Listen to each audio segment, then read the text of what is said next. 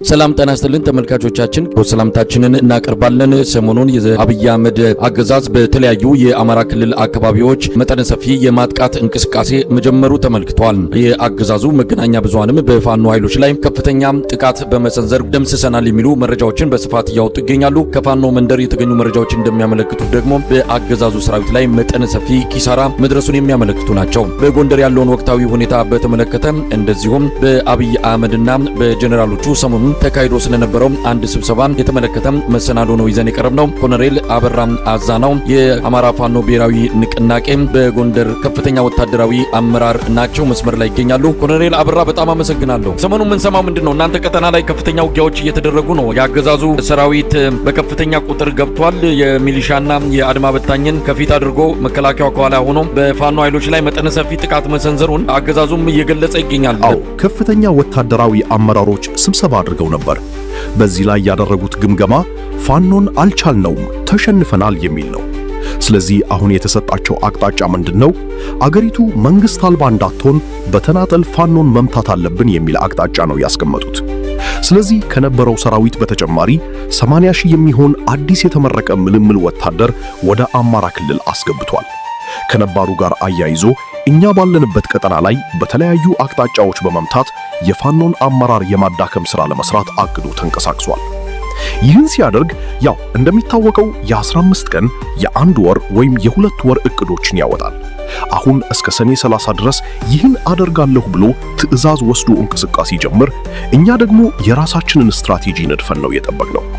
በቅርቡ የጎንደርን አንድነት ለማብሰር ስብሰባ አድርገን ወንድሞቻችንና አመራሮቻችን ተገናኝተን ወደ ደንቢያ ሮቢት አካባቢ ልክ እንደገባን በአራት አቅጣጫ ከፍተኛ ኃይል ያለው ሰራዊት ከቦን ነበር።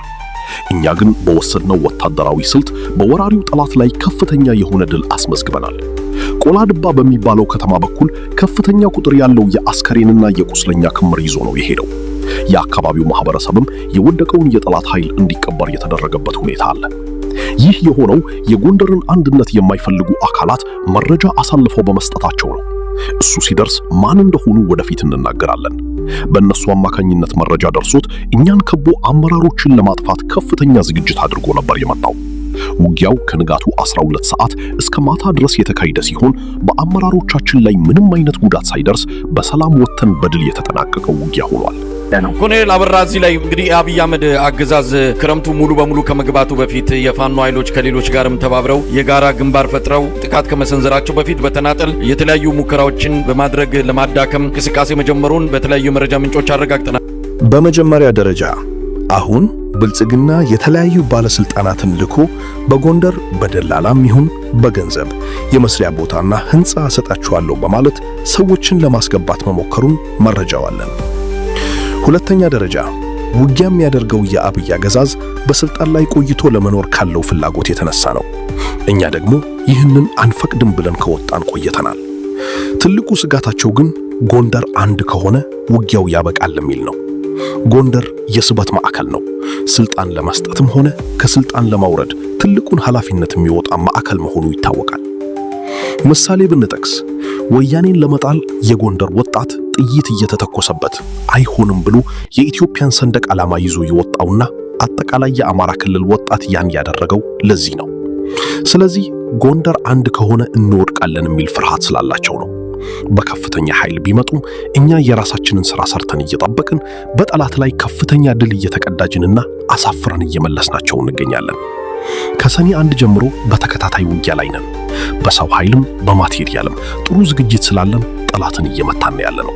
እንግዲህ አገዛዙ ድል እንደቀናውም እየተናገረ ነው። ቀጠናው የትብብር መንፈስ በትብብር የሚደረጉ ቀጣይ ተጋድሎች እንዳሉ ይታወቃል። ተባብረው እንዳይመጡበት ነው እንግዲህ እንደዚህ አይነት ነገሮችን እያደረገ ያለው። ለፋኖም ለትግራይ ኃይሎችም ለኦሮሞ ነጻነት ሰራዊትም በተለያየ መልኩ የድለላና የሽምግልና ተልእኮች የተሰጣቸው አካላት ተሰማርተዋል። የብልጽግና ጄኔራሎች ፋኖን አጠፋን፣ ጉድጓድ ውስጥ ገብተዋል፣ ጫካ ውስጥ ናቸው፣ የመልቀም ዘመቻ ነው የቀረን ሲሉ የነበሩ ቢሆንም አሁን ግን ፋኖን እየገጠምን ነው ብለው እየተናገሩ ነው። መሬት ላይ ያለውን እውነት ስንመለከት እኔ እዚህ ውጊያ ወረዳ ላይ ሆኜ ውጊያውን እየመራው በጠላት ላይ ከፍተኛ ድል እያስመዘገብን ነው። የነሱን የአስከሬን ክምር ብናሳያችሁ ታዝናላችሁ። ማሳየት ስላልፈለግን እንጂ አስፈላጊ ከሆነ ልንልክላችሁ እንችላለን። ጠላት በሚገባ የተመታበት ሁኔታ ነው ያለው። እኛ በመጀመሪያ ቤታችንን እንስራ፣ ጎንደርን አንድ እናድርግ። ይህን ካደረግን በኋላ ሌላውን ነገር ማከናወን እንችላለን። ያንንም የራሳችንን እና የህዝብን ፍላጎት ታሳቢ ያደርገን የህዝቡን ጥያቄዎች ለፖለቲከኞች ሰጥተን ፖለቲከኞች የሚሰሩት ይሆናል። ኮሎኔል አበራም ለእናንተም መረጃው እንደደረሰ እርሶም እንደዚሁ ባሎት ቀደም ሲል በነበረው የመከላከያ ሰራዊት ኃላፊነት የሰሩ እንደሆነ ይታወቃል። የአገዛዙ ሰራዊት ያለበትን ቁመና የተመለከቱ መረጃዎች እንደሚደርሶት ተስፋ አደርጋለሁም። ከዚህ አንጻር ሰሞኑን አብይና ጀነራሎቹ ተገናኝተዋል፣ ብዙ ነገር አንስተዋል። በአስቸኳይ ይህንን ቋሽታችሁ አምጡ ነው።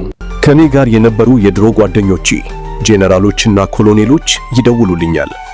አሁን ስማቸውን አልጠቅስም፣ ነገር ግን ሰራዊቱ ፈርሷል፣ ቶሎ ጎንደርን አንድ አድርጉ፣ እኛ መውጫ አተን ራሳችንን ከተጠያቂነት እናድን እያሉኝ ነው። እዚያ አሁን የሚታመን የለም፣ አንድ ብሔር ብቻ ነው የሚታመነው። ስብሰባ ላይ ቁጭ ብለው እንኳን በሰድብና ሰብአዊ መብትን በሚነካ መልኩ ነው የሚንቋቸው። ስለ ውጊያው ሁሌም የሚነገረው ጥሩ ነው እየተባለ ጠላትን አኳሶ ነው። ለሰራዊቱ የሚሰጠው ግዳጅ የተበታተኑ የፋኖ ሽፍቶች አሉ፣ ሂዱና ምቷቸው ተብሎ ነው። ነገር ግን በተሰማሩ ቁጥር እየተደመሰሱ ነው የሚሄዱት። የአብይ ወታደር የመዋጋት አቅምም ሆነ ፍላጎት የለውም። እጁን የሚሰጥ የሚማረክና በየመጣበት የሚሞት ነው። ይህንን ጓደኞቻችን እየነገሩን ነው። እናም ከጥቂት ጊዜ በኋላ ሁሉም እንደሚበተን እርግጠኛ ሆኜ እነግርሃለሁ። አንጻሩ ሰሞኑን የአማራ ክልል ምስለኔ አስተዳደር በአማራ ክልል የሚገኙ የመንግስት ሰራተኞች በፋኖ ምክንያት ስራቸውን አቁሞ ከስራ ውጪ የሆኑ በአስቸኳይ ወደ ስራ እንዲመለሱ አንድ መመሪያ አስተላልፈዋል። እኛ በምንቆጣጠረውና ነፃ ባደረግነው ወረዳ የስምንተኛ ክፍል ፈተናን በሚገባ አስፈጽመናል። መምህራንንና ፈተናዎችን ተቆጣጥረን ጸጥታውን አስከብረን ፈተናው እንዲሰጥ አድርገናል። የሕክምና ጣቢያዎች፣ መንገዶች፣ ትራንስፖርት፣ መብራትና ውሃ በአጠቃላይ በእኛ ቁጥጥር ስር ናቸው። ከ100 በላይ ቀበሌዎችን እኛ ነን የምናስተዳድረው። እሱ ወደ ሥራ ተመለሱ የሚለው ለፕሮፓጋንዳና ለውጭ ዲፕሎማቶች ለማሳየት ያህል ብቻ ነው። ማን ነው እሱ ጋር የሚመለሰው? ማንስ ነው ከሱ ጋር የሚሰራው? ማህበረሰቡ በሙሉ ከኛ ጋር ነው። ህዝቡ ያበላናል፣ ያጠጣናል፣ ይደግፈናል። ህዝብን ካልያዙ ደግሞ የፈለገ ተአምር ቢመጣ ማሸነፍ አይቻልም። ሲቪል ሰርቫንቱ፣ ወጣቱ፣ ሽማግሌው፣ አጠቃላይ የአማራ ማህበረሰብ ከኛ ጋር ስለሆነ እሱ የሚናገረው ለፕሮፓጋንዳ ብቻ እንጂ የተሳሳተ መልእክት ነው። መጪው 3 ወራት ብልጽግና የሚደመሰስበትና የሚወገድበት ጊዜ ነው የሚሆነው። ይህንንም በቅርብ ጊዜ ትሰማዋለህ። አሁን ጎንደርን በዚህ ቅርብ ጊዜ ውስጥ አንድ እናደርጋለን። የተሰባሰብነው አንድ አይነት አቋም ይዘን የአቋም መግለጫ ለኢትዮጵያ ህዝብ የምስራች የምናበስርበት ጊዜ ይሆናል። ከዚያ በኋላ የአማራ ፋኖና የጎንደር ፋኖ ትግልና የውጊያ ብቃት ምን ያህል እንደሆነ በተግባር የሚታይበት ይሆናል። አገዛዙ የፈራው እውነት እኛም ነው። ይህ ፍርሃቱ ደግሞ የመጨረሻ ግብዓተ መሬቱ የሚፈጸምበት ይሆናል። ይህንን በቅርብ ጊዜ የምትመለከቱትና የምትደሰቱበት ሁኔታ ይፈጠራል የሚል እምነት አለኝ።